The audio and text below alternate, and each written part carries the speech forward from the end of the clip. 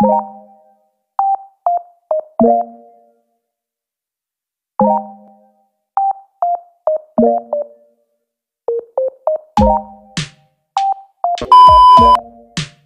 hello. Kahapon pa lang inayos ko na yung aking lalaban dahil bukas nga ay Sabado. Naka-schedule po tayo maglaba. Pero kung sisipagin naman ng nanay nyo, since sobrang tirik naman ang araw ngayon, why not tayo maglaba ngayon?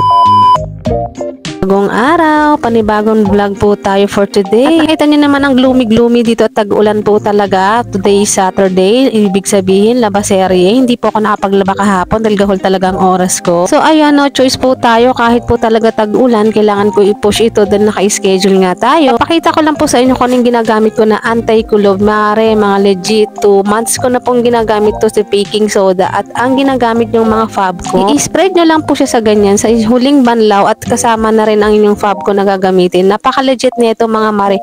Hindi na po siya nangangamoy kulob. Kahit po dito sa loob ng bahay ko siya sinasampay. Pasensyahan nyo na po at makalat po talaga at maraming banderitas dito sa loob ng bahay. Pagkatapos super duper pagod ang nanay, ayan, nagkape muna tayo. Ang energy drink natin. O siya, sabayan nyo na po ako. Napakasarap naman po kasi humigop ng mainit na kape ngayong tag-ulan. Mga kamars, happy Saturday po sa inyo.